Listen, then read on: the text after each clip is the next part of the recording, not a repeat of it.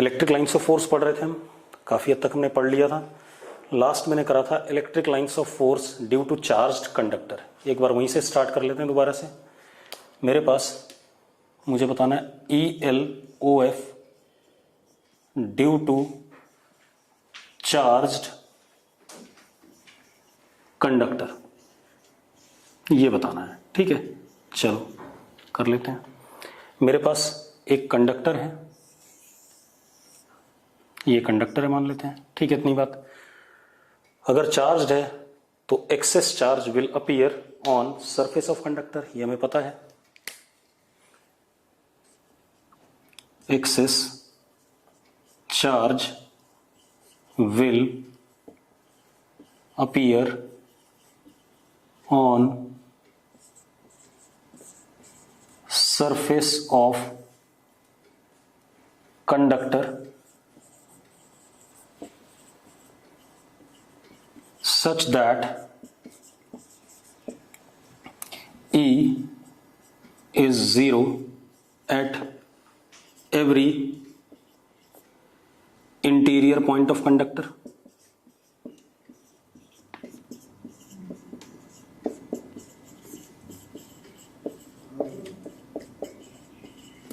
दूसरी चीज, sigma will be inversely proportional to radius of curvature, जो सरफेस चार्ज डेंसिटी आएगी,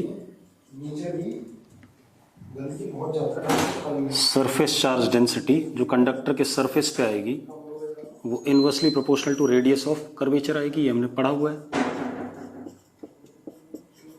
ठीक है, इसका मतलब जहां पर रेडियस ऑफ कर्वेचर छोटा है वहां सिग्मा ज्यादा होगा, जहां पर रेडियस ऑफ कर्वेचर बड़ा है वहां पर सिग्मा कम होगा। अब दूसरी चीज,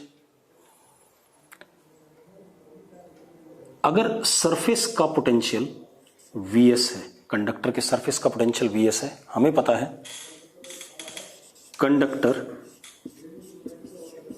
is equi potential surface, conductor का सरफेस इक्वी पोटेंशियल होता है, Vs है।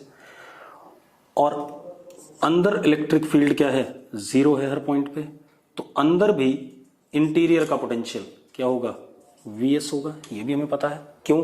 क्योंकि V इंटीरियर अगर हम फाइनल ले लें माइनस Vs, तो that would be minus E dot dr from surface to interior. और क्योंकि E 0 है, सरफेस से अंदर किसी पॉइंट पे जब आओगे तो अंदर हर जगह इलेक्ट्रिक फील्ड क्या है, 0 है, तो राइट हैंड साइड क्या हो जाएगा, 0। तो V interior is equal to what, Vs। अब हम लाइंस ऑफ फोर्स पे आ जाएं दोबारा से। पहला पॉइंट क्या आएगा, no electric lines of force inside conductor as E at interior points is what, 0। पहला ये हो गया। दूसरा, since surface of conductor is EPS, therefore electric field is normal to surface, electric field is normal to surface. ठीक है, अब अगर charge positive था तो सरफेस पे पॉजिटिव चार्ज आएगा, एक्सेस वाला। ठीक है, जहां पर रेडियस छोटा वहां चार्ज डेंसिटी ज्यादा। ठीक है, तो electric field is normal to surface. ठीक है, इतनी बात। अब इसका मतलब, और पॉजिटिव चार्ज है तो तीसरा, ELOF emerge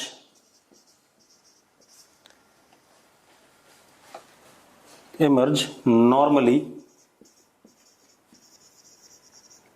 from surface and terminate at infinity, क्योंकि आइसोलेटेड है बेटा, कोई है नहीं, टर्मिनेट एट इन्फिनिटी, मतलब ELOF नॉर्मली इमर्ज करेंगे और टर्मिनेट कहां करेंगे, इन्फिनिटी पर। तो चलो कर लेते हैं,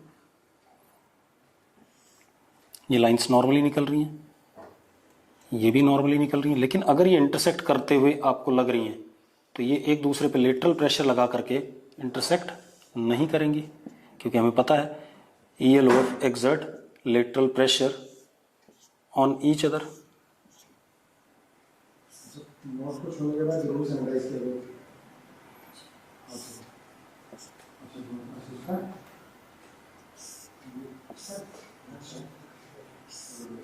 ऐसे और भी जगह होंगी, ठीक है। तो सिंस, चौथा point,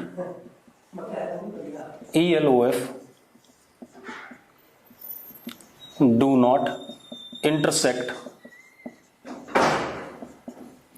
therefore do not intersect, therefore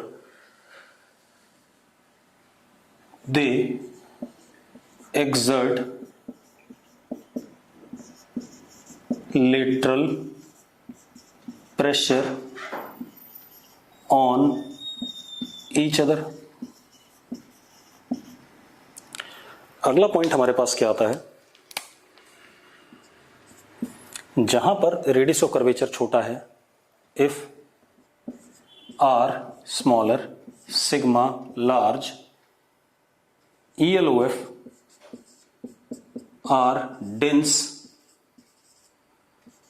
near surface at such places। सही बात है, सिग्मा ज्यादा होगा तो चार्ज ज्यादा है तो इलेक्ट्रिक लाइंस ऑफ फोर्स भी क्या होंगी, ज्यादा होंगी। ये हमारे पास आ गया। अब अगर इसी को मैं नेगेटिव चार्ज कंडक्टर लेता तो यही सारी लाइंस बिल्कुल एज इट इज क्या कर रही होती, सिर्फ ये वाला पॉइंट बदल जाता, ELOF emerge from infinity and terminate on the surface of conductor हो जाता, बाकी चीजें सेम रहती। ठीक है, इतनी बात। तो इतनी बात हो गई कंडक्टर, चार्ज आइसोलेटेड कंडक्टर की वजह से जो इलेक्ट्रिक लाइंस ऑफ फोर्स होती हैं। अब थोड़ा सा और बात करते हैं। अब हमारे पास क्या है, न्यूट्रल कंडक्टर, पहले तो ये देखते हैं, neutral conductor placed in uniform electric field. External electric field में एक न्यूट्रल कंडक्टर हमने रख दिया। ठीक है, चलो करते हैं। मान लो हमारे पास इलेक्ट्रिक फील्ड यूनिफॉर्म ऐसे है, तो यूनिफॉर्म इलेक्ट्रिक फील्ड मतलब parallel and equi spaced lines, ऐसे था। अब इस पूरे एरिया में या स्पेस में पैरेलल इक्वी स्पेस्ड लाइंस है। ठीक है, इतनी बात। अब इसमें हमने क्या रख दिया, न्यूट्रल स्फेरिकल कंडक्टर रख दिया। कैसा रख दिया, न्यूट्रल स्फेरिकल कंडक्टर। तो मैंने क्या करा,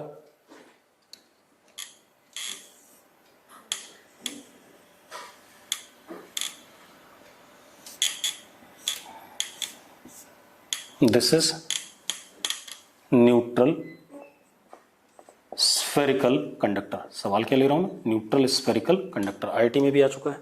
अब इसको हमने एक्सटर्नल इलेक्ट्रिक फील्ड में रखा। अब मेरी बात सुनो, अगर इलेक्ट्रिक फील्ड इधर की तरफ है, मान लेते हैं किधर की तरफ है, इधर की तरफ है, यूनिफॉर्म है, E वेक्टर इधर की तरफ है। ठीक है, हर जगह ऐसे ही है, E पैरेलल, E ऐसे लाइंस रही होंगी। तो इस इलेक्ट्रिक फील्ड को कंडक्टर है, इसके अंदर खूब सारा फ्री इलेक्ट्रॉन होगा, तो फ्री इलेक्ट्रॉन पे इधर की तरफ फोर्स लगेगा और वो ऐसे करके इधर की तरफ इंड्यूस होने लगेगा। क्या हो गया, -Q इंड्यूस, क्योंकि है तो ये न्यूट्रल। अगर इधर नेगेटिव चार्ज डेंसिटी बढ़ती है तो उतनी ही पॉजिटिव चार्ज डेंसिटी इधर की तरफ भी क्या होगी, आएगी, क्योंकि रहना तो इसे अभी भी क्या है, न्यूट्रल रहना है। तो दिस इज +Q इंड्यूस्ड। और ये कुछ इस तरीके से इंड्यूस होगा क्योंकि कंडक्टर है। कैसे इंड्यूस होगा, charge is induced on surface of conductor in such a way that E net is 0 at every interior point. ठीक है, इतनी बात. At every interior point E net क्या रहेगा? 0 रहेगा. ठीक है, मतलब अगर किसी भी जगह पर आप नेट इलेक्ट्रिक फील्ड देखोगे तो ई नेट अंदर क्या आएगा? 0 आएगा. इसका मतलब किसी भी जगह पे एक्सटर्नल तो हमने ई लगाया हुआ था, इधर की तरफ बिल्कुल उसके अपोजिट क्या आएगा? ई इंड्यूस्ड. और ई इंड्यूस्ड वेक्टर हर पॉइंट पे इनसाइड कंडक्टर एक्सटर्नल के मैग्नीट्यूड के बराबर होगा और उसके क्या होगा? अपोजिट होगा. तो अंदर इलेक्ट्रिक फील्ड नेट क्या है? अभी भी 0 है. ठीक है, अब अगर सरफेस का पोटेंशियल Vs है सपोज, ठीक है, और मुझे V इंटीरियर बताना है. ठीक है, तो अगेन क्योंकि कंडक्टर है, surface of conductor is EPS, क्योंकि अंदर इलेक्ट्रिक फील्ड 0 है तो अंदर तो हर जगह पोटेंशियल क्या है? सेम है, V इन है. तो अगर मैं V इन से Vs आता हूं तो जितना V इन होगा उतना ही Vs हो जाएगा. Surface of conductor is EPS, also V in is equal to Vs. ये भी होगा. क्यों? क्योंकि V in minus Vs is equal to minus E dot dr, और E क्या है? 0 है, तो दोनों बराबर हो जाएंगे. क्योंकि राइट हैंड साइड 0 हो गया तो V in minus Vs is equal to 0, तो V in is equal to Vs. ठीक है, इतनी बात. ये बात हो गई. अब हम कंक्लूजन लेते हैं लाइंस ऑफ फोर्स के बारे में.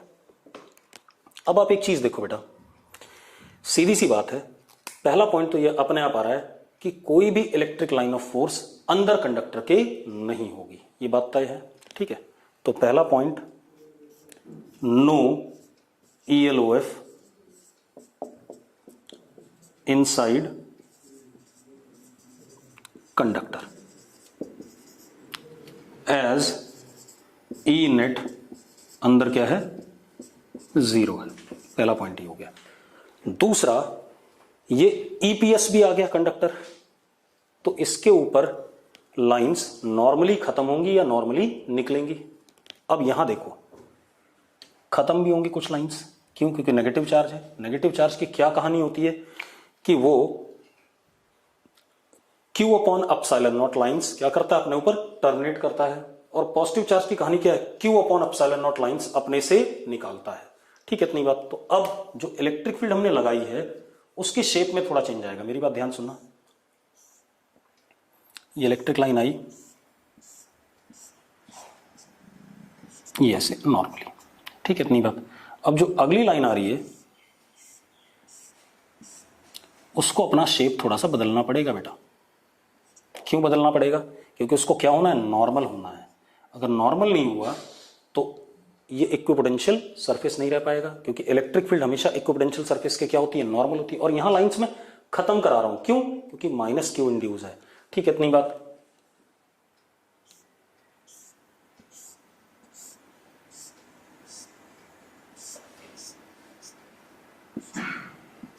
ऐसे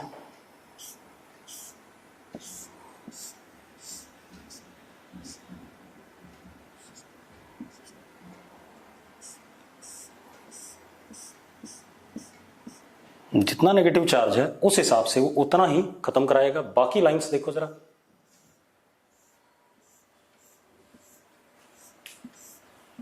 ऐसे चली जाएंगी.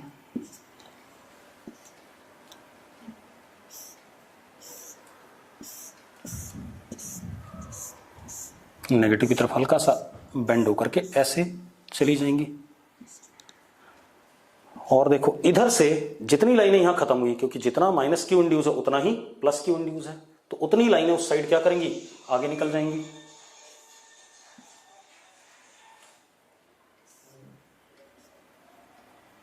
बिल्कुल उसी तरीके से नॉर्मली.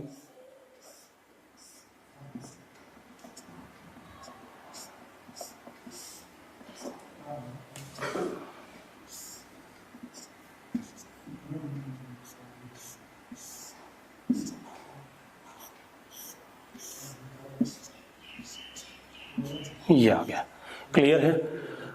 ये हमारे पास कुछ इस टाइप का पिक्टोरियल डिपिक्शन हो जाएगा इसका। अब एक और एग्जांपल ले लेते हैं ऐसा ही, मिटा दें इसे। तो हम क्या कह सकते हैं, ELOF terminate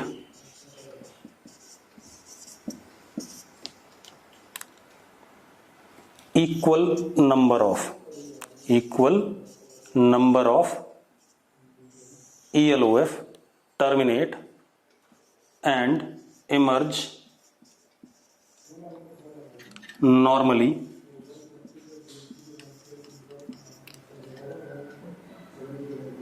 on or from surface of conductor. Clear है, ठीक। दूसरी चीज, कुछ लाइनें अपना शेप बदलेंगे क्योंकि इलेक्ट्रिक फील्ड यहां पर थोड़ा सा चेंज हो जाएगा डायरेक्शन इलेक्ट्रिक फील्ड का, क्योंकि इसकी वजह से भी होगा, इसकी वजह से भी होगा, और जो एक्सटर्नल तीनों का रिजल्टेंट होगा। तो ये जो बाहर वाला नाटक दिख रहा है ये इलेक्ट्रिक फील्ड है तीनों की वजह से, एक एक्सटर्नल वाले की वजह से, एक इस इंड्यूस की वजह से, एक इस इंड्यूस की वजह से, और अंदर इलेक्ट्रिक फील्ड क्या है, जीरो है। ठीक है, इतनी बात क्लियर है। अब एक और देख लेते हैं बेटा, मिटा दें इसे। एक और देखो, अगेन न्यूट्रल स्फेरिकल कंडक्टर। ठीक है, तो ये हमारे पास न्यूट्रल स्फेरिकल कंडक्टर है।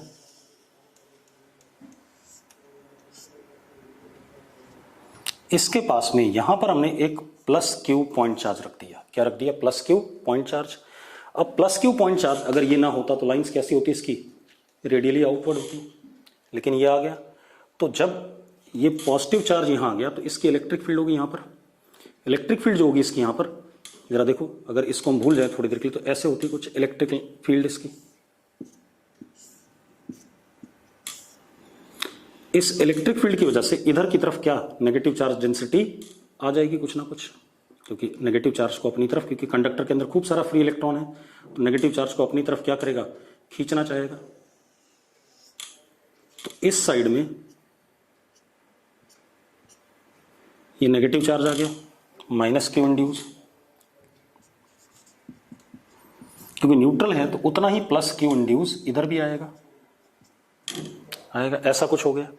अब मजेदार बात देखो, क्योंकि कंडक्टर है, इधर क्या आ गया? प्लस क्यू इंड्यूस, उतना ही, क्योंकि है तो न्यूट्रल, कोई चार्ज हमने दिया या लिया नहीं इसमें, बस इंडक्शन से आया है। अब क्या कहानी है? ई नेट इनसाइड, ये भी एक्चुअल में क्या है? Neutral conductor placed in external electric field, लेकिन external electric field point charge की है, जो कि क्या होती है? Non uniform. तो हम इसको ऐसा ले सकते हैं, neutral spherical conductor in non uniform electric field. ठीक है, E net inside conductor is zero. होता ही है। इसका मतलब क्या है कि हर पॉइंट पे कंडक्टर के अंदर, हर पॉइंट पे, इस जगह पर अगर मैं बात करूं, इस जगह पे इसकी इलेक्ट्रिक फील्ड जो होगी वो कैसे होगी? ऐसे, ई ड्यू टू प्लस क्यू, और जो इंड्यूस होगी वो कैसे होगी? ई इंड्यूस्ड इसके अपोजिट। यहां पर अगर हम देखें तो ई ड्यू टू प्लस क्यू ऐसे हो जाएगा, ई इंड्यूस्ड ऐसे हो जाएगा। ठीक है, इतनी बात। तो इसका मतलब क्या हो गया? ई इंड्यूस्ड अंदर हर पॉइंट पे ई ड्यू टू प्लस क्यू के मैग्नीट्यूड में बराबर होगा, और डायरेक्शन में क्या होगा? अपोजिट होगा। यहां पर अगर मैं बात करूं इस जगह पे, तो ई ड्यू टू प्लस क्यू इधर होगा और इंड्यूस क्या होगा? इधर होगा, उतना ही। ठीक है, तो E inside conductor at every point is what? Zero. कोई दिक्कत नहीं इसमें। ठीक है, अब अगर ऐसा हो गया तो V in is equal to V S, conductor का सरफेस, और अंदर पोटेंशियल क्या सेम है, मतलब कंडक्टर इज इक्विपोटेंशियल बॉडी या equipotential surface, that is equipotential surface और इक्विपोटेंशियल बॉडी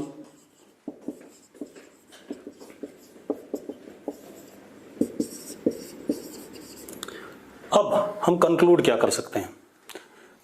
हम कंक्लूड ये कर सकते हैं, अब मैं डायग्राम बदल रहा हूं, ठीक है, क्योंकि मुझे लाइंस ऑफ फोर्स बनानी है, बाकी ड्रामा नहीं बनाना है। तो अब मैं डायग्राम को थोड़ा सा बदल रहा हूं। अब जरा देखो, पहला point, no ELOF inside conductor as E net 0। दूसरा, जितनी लाइंस यहां खत्म होंगी इसके ऊपर नॉर्मली, उतनी लाइंस नॉर्मली यहां से क्या करेंगी, निकलेंगी। तो हम क्या कह सकते हैं, इक्वल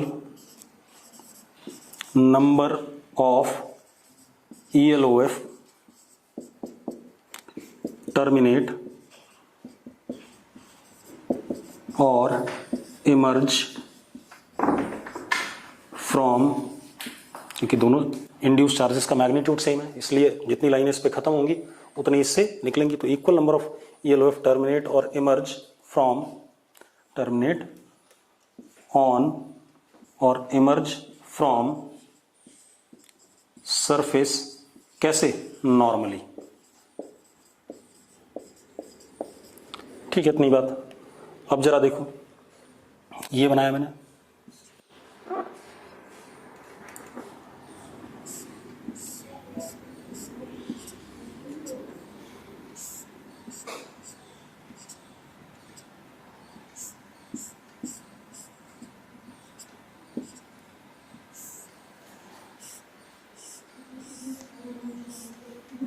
ऐसे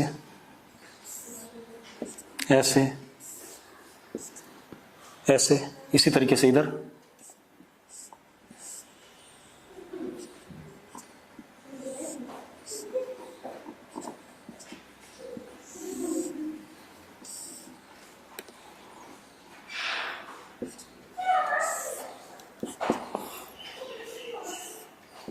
ऐसे। अब इधर से यहां 5 मैंने टर्मिनेट कराई, तो 5 यहां से निकालूंगा नॉर्मली।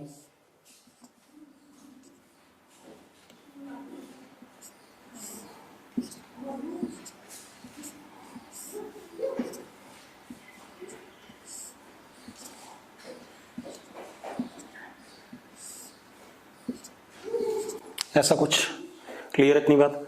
अगर आप लोगों को क्लियर हो तो अभी बता दो मुझे। एक क्वेश्चन मैं दे रहा हूं, ठीक है, इतनी बात। आप लोग क्या करोगे, उस क्वेश्चन का मुझे जवाब दोगे। मैं चारों ऑप्शन भी बता दूंगा उसके, आप लोग मुझे जवाब दोगे कौन सा ऑप्शन करेक्ट है, कौन सा रॉन्ग है। ठीक है, इतनी बात क्लियर है? हमारे पास नॉन कंडक्टिंग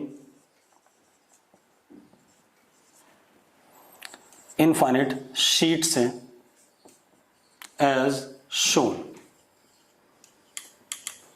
ठीक है, ये एक नॉन कंडक्टिंग शीट है, आगे इन्फिनिटी, अंदर इन्फिनिटी, इधर इन्फिनिटी, इधर इन्फिनिटी। चार्ज डेंसिटी इसकी कितनी, प्लस सिग्मा। एक ये नॉन कंडक्टिंग शीट है बेटा, इसकी चार्ज डेंसिटी माइनस सिग्मा, ऊपर इन्फिनिटी, नीचे इन्फिनिटी, बाहर इन्फिनिटी, अंदर इन्फिनिटी। आपने क्या ड्रॉ करना है, electric lines of force draw करना है। क्या ड्रॉ करना है, इलेक्ट्रिक लाइंस ऑफ फोर्स, इस सिस्टम का ELOF ड्रॉ करना है। तो मैं चारों ऑप्शन बना रहा हूं बेटा, जरा देखो एक मिनट। पहला ऑप्शन,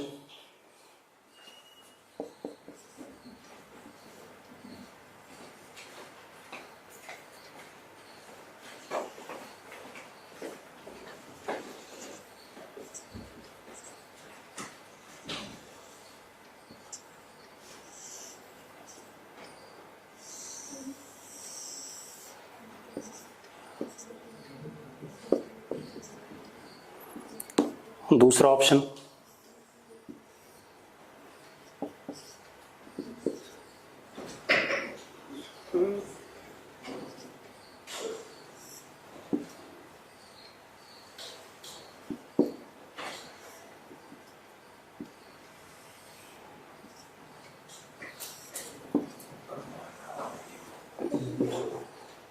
इसका चार्जर है।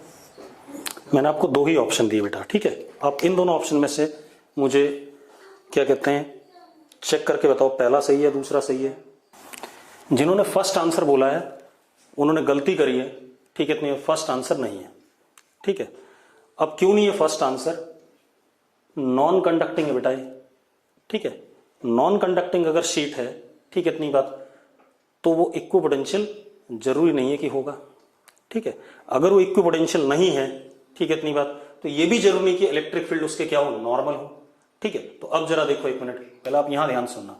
अगर मैं इस जगह पर इलेक्ट्रिक फील्ड की बात करता हूं, ध्यान से देखो, इस जगह पे, ठीक है, तो इसकी वजह से इलेक्ट्रिक फील्ड ऐसे आएगा सिग्मा अपॉन 2 एप्सिलॉन नॉट, और इसकी वजह से ऐसे आएगा सिग्मा अपॉन 2 एप्सिलॉन नॉट। तो नेट जो इलेक्ट्रिक फील्ड का डायरेक्शन आ रहा है वो कितने पे आएगा? 45 डिग्री पे आएगा कि नहीं आएगा? ऐसे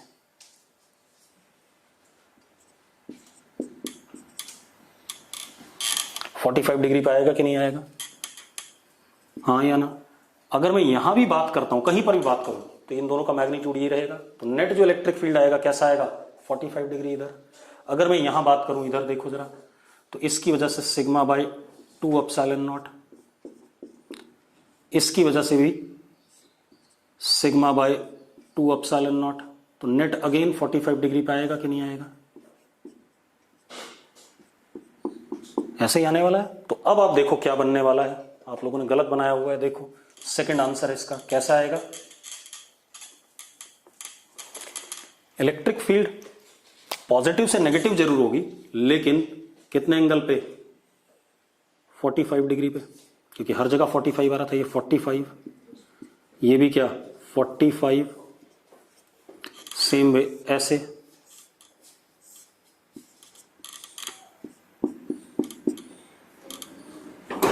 सेम वे ऐसे, ऐसे, मतलब क्या बनेंगे? ऐसे करके स्क्वायर्स बनेंगे, ऐसे बनते जाएंगे मल्टीपल स्क्वायर्स, ठीक है।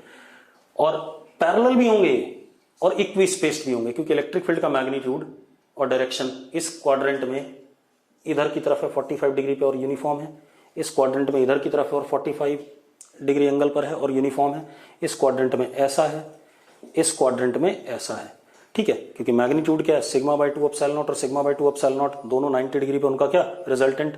यहां पर ऐसे, यहां पे ऐसे, यहां पे ऐसे, मतलब पैरेलल इक्वी स्पेस्ड, ऐसे क्या बनेंगे? स्क्वायर्स बनते रहेंगे, जो डायरेक्शन एरो का दे रखा है उसके हिसाब से। क्लियर है? अब अगला देखते हैं बेटा।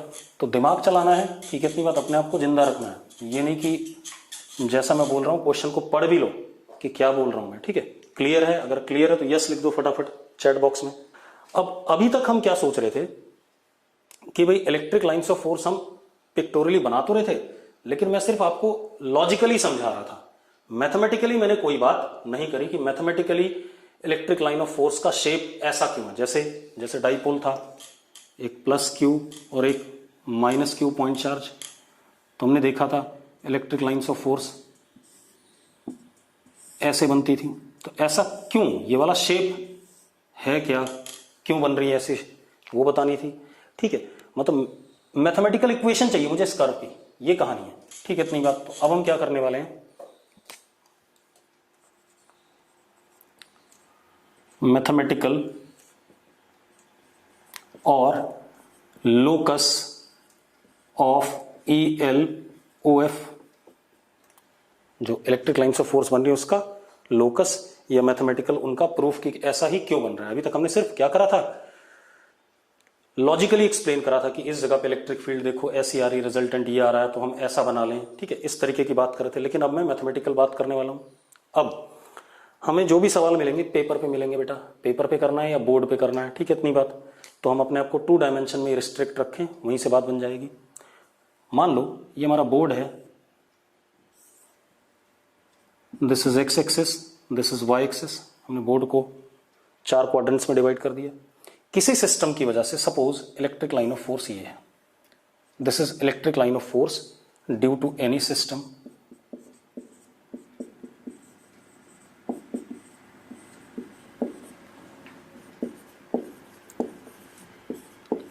मैं प्रूफ भी दे रहा हूं आपको कि क्यों ऐसा हो रहा है। मान लिया ये इलेक्ट्रिक लाइन ऑफ फोर्स बनी हुई है इस बोर्ड के ऊपर किसी सिस्टम ऑफ चार्ज की वजह से, ठीक है। तो इस पॉइंट पे इलेक्ट्रिक फील्ड का डायरेक्शन ये ई वेक्टर है या नहीं है, क्योंकि tangent to electric line of force gives me what, direction of electric field. इस टेंजेंट को मैंने नीचे प्रोड्यूस करा तो ये एंगल कितना आ गया, थीटा। कितना आ गया, थीटा। अब मैं इस ई के दो कंपोनेंट ले रहा हूं, ये ई एक्स और ये हमारा क्या, ई वाई।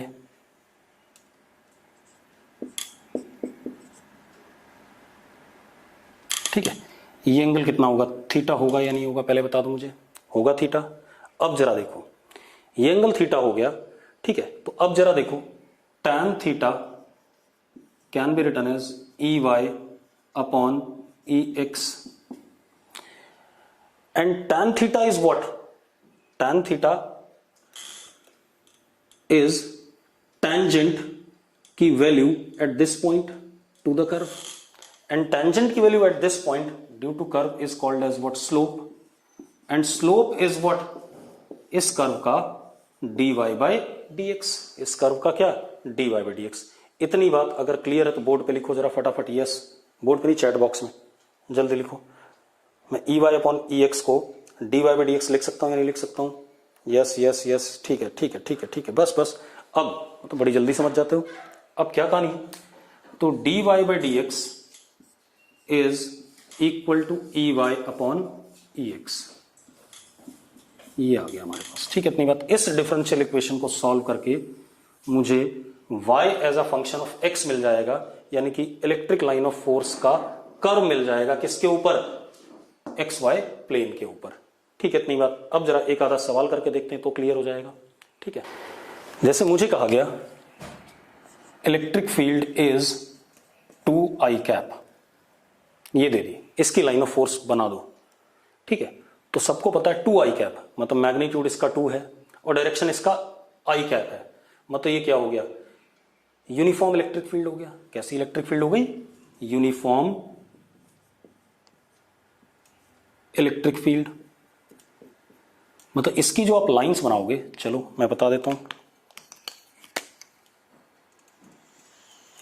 पहले मैं आपको वैसे ही बता रहा हूं लॉजिकली, फिर मैथमेटिकली देखेंगे। ये एक्स एक्सिस, ये वाई एक्सिस, तो आप कैसे बनाओगे electric lines of force,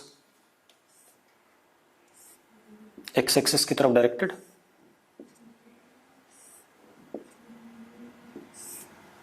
parallel and equispaced. अगर मैं इन ब्लैक वाली लाइंस की इक्वेशन लिखना चाहूं तो मैं लिखूंगा y is equal to K, y is equal to K, k is some constant.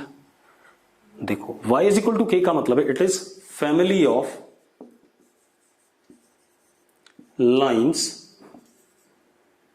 Parallel to x axis, family of lines parallel to x axis, है या नहीं है। ये बात कितने लोगों को क्लियर है, यस लिखो फटाफट। क्योंकि हम क्या करते हैं, मान लो k की वैल्यू 2 रखते हैं तो y equal to 2, y equal to 4, y equal to 6, ये वाली पैरेलल लाइंस बन जाएंगी कि नहीं बन जाएंगी, क्लियर है। अब मैं मैथमेटिकली आता हूं। मैथमेटिकली क्या है, dy by dx is E Y upon E X, यही है या नहीं है। अब जरा देखो इस इलेक्ट्रिक फील्ड में ई वाई की वैल्यू क्या है, 0 है। अगर हम इसमें देखें तो E Y is what 0, E X is what 2, तो रख देते हैं D Y upon D X is equal to 0 upon 2।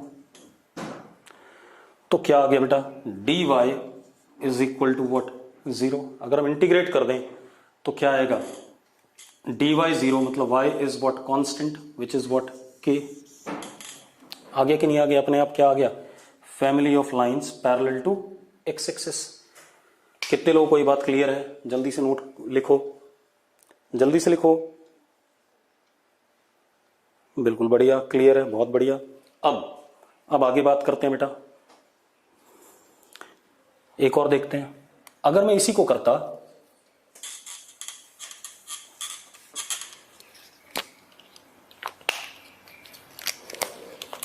2 J cap, क्या करता मैं 2 जे कैप। तो this is also what uniform electric field. तो पहले लॉजिकली देख लें। लॉजिकली अगर हम देखते हैं तो एक्स एक्सिस, ये वाई एक्सिस, इलेक्ट्रिक लाइंस हमारी क्या होती, वाई डायरेक्शन में है और यूनिफॉर्म है, तो equispaced and parallel in Y direction.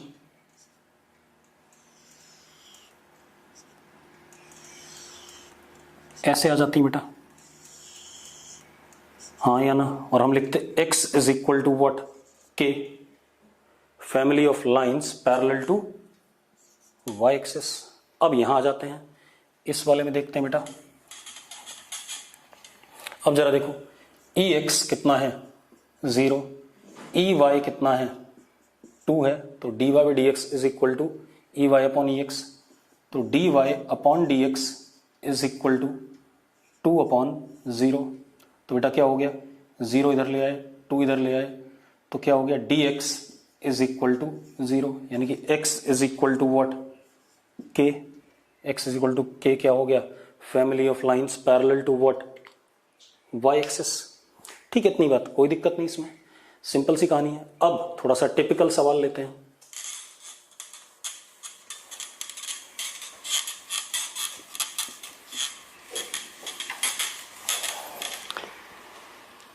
अब मुझे क्या दिया गया, v is equal to X square minus Y square. Potential X Y plane पे दे दिया गया v is equal to X square minus Y square. ठीक है, आपको इस पोटेंशियल के रिस्पेक्ट में जो ELOF किसके ऊपर बन रही है, एक्स वाई प्लेन पे, उनका क्या बनाना है, अपने पिक्टोरियल रिप्रेजेंटेशन बनाना है। मोहित बड़ी जल्दी ज्वाइन किया, फिर छोड़ भी दिया, ज्वाइन करते ही छोड़ गया। ठीक है, चलो अब मैं क्या कर रहा था, आपको क्या करना है, इस v is equal to X square minus Y square के करस्पॉन्डिंग आपने इलेक्ट्रिक लाइंस ऑफ फोर्स बनाना है। ऋतिक पांडे जी बड़ी जल्दी ज्वाइन किया आपने, 2-4 दिन बाद ज्वाइन करते ही लेक्चर खत्म हो जाता तब।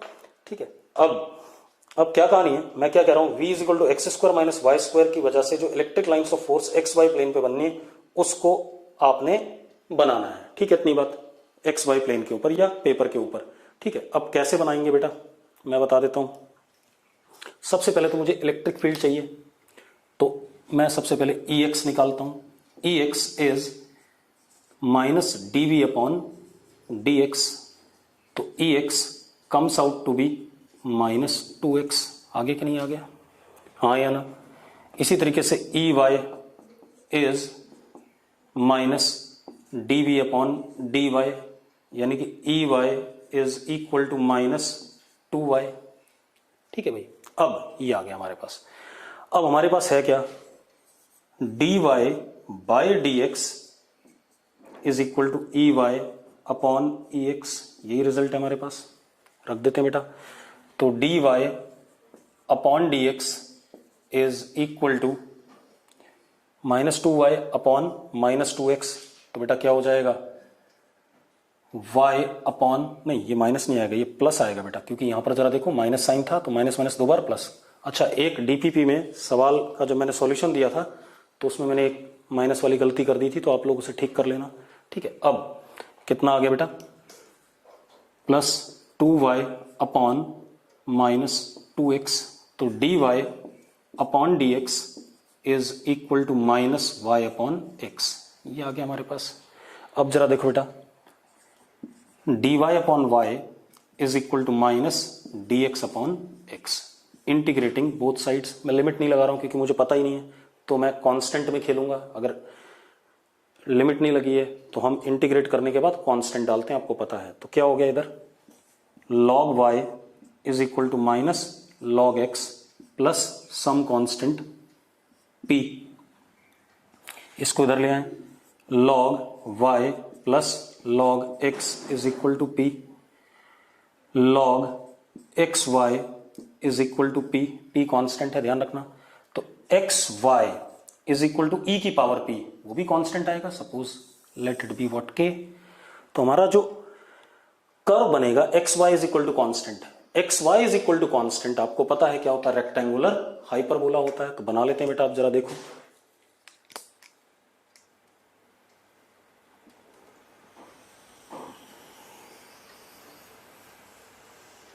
पहले तो बता दो यहां तक कितने लोगों को समझ में आ गया, यस लिखो फटाफट। अब हम बनाते हैं इसे।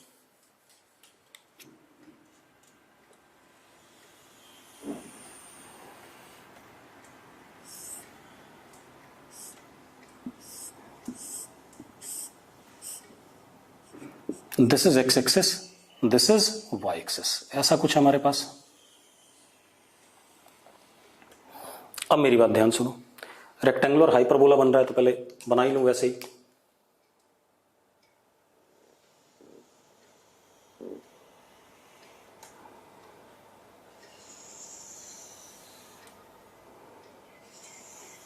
डायरेक्शन अभी दे दूंगा, पहले बना लेते हैं।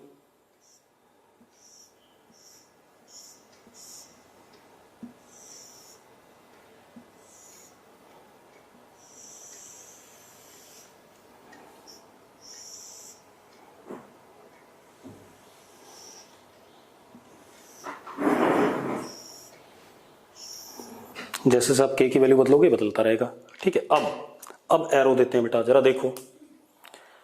ई एक्स, अगर एक्स पॉजिटिव है, ठीक है, ध्यान से देखना, तो इलेक्ट्रिक फील्ड किधर की तरफ डायरेक्टेड है, इधर की तरफ डायरेक्टेड है। This is E x. और अगर वाई पॉजिटिव है तो इलेक्ट्रिक फील्ड किधर की तरफ डायरेक्टेड है, ऊपर की तरफ डायरेक्टेड है इस क्वाड्रेंट में।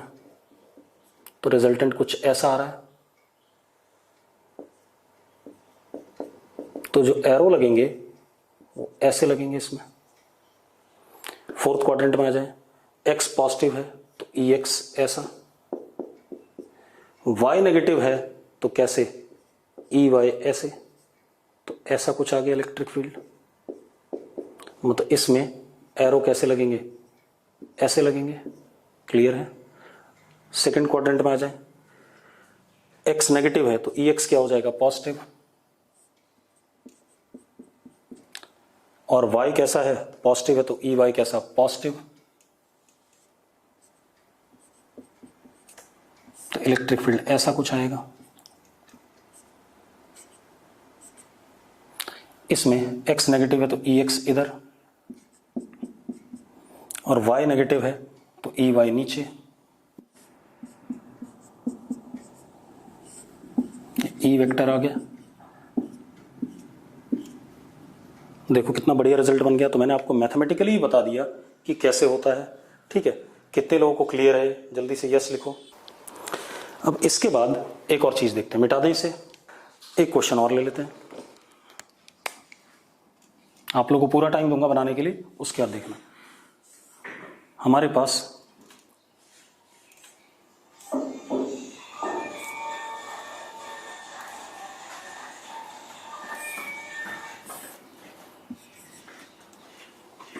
इनफाइनाइट कंडक्टिंग शीट है।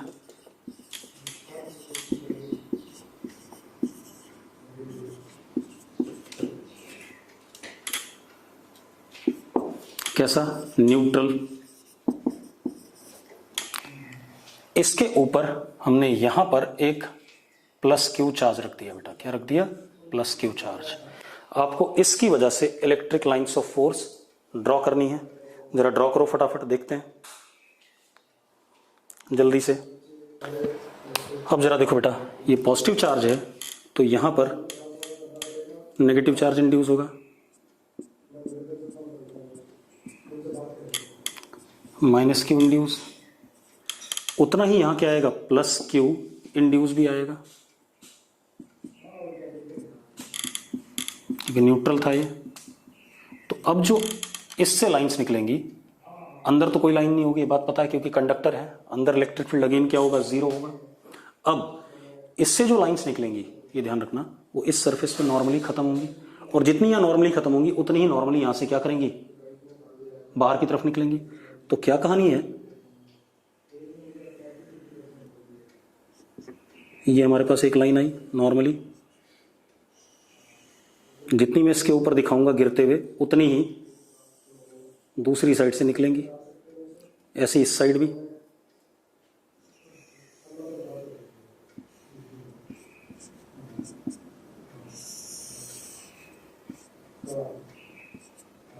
ठीक है, और भी होंगी।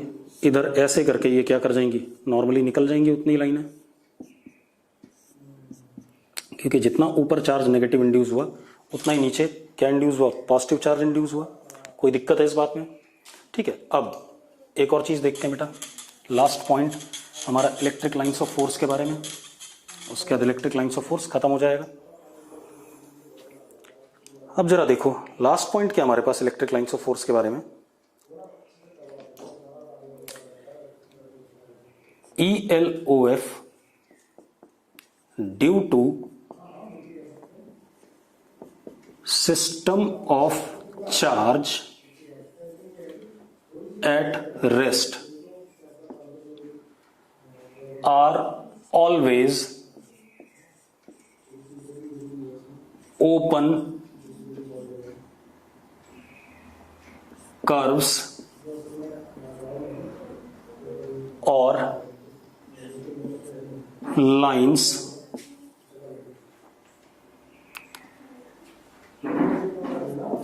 starting open curves or lines starting from one point and terminating at some other point, वो इन्फिनिटी भी हो सकता है या कोई और भी हो सकता है। मतलब ये ध्यान रखना कि जो सिस्टम ऑफ चार्ज अगर रेस्ट पे है उसकी वजह से जो लाइंस प्रोड्यूस होती हैं, ठीक है, वो हमेशा ओपन कर्व्स होती हैं और एक जगह से शुरू होती है तो किसी दूसरी जगह पे खत्म होती है। ठीक है, वो इन्फिनिटी भी हो सकता है वाला पॉइंट जहां खत्म हो रही है, या इन्फिनिटी से शुरू होकर के किसी दूसरी जगह खत्म हो जाए। ऐसा इसलिए क्योंकि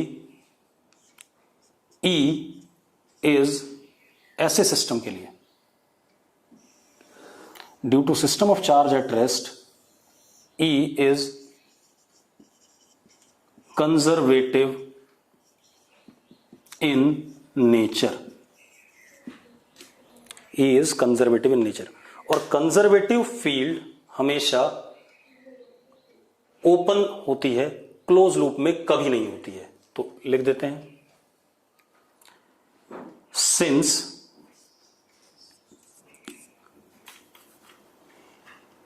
ELOF due to conservative electric field is never in form of closed loops. समझा देता हूं, ये तो हमने लिख दिया, अब इस बात को मैं समझा देता हूं आपको। मान लो कोई ELOF क्लोज लूप के फॉर्म में है, मान लो सर्कुलर है ELOF,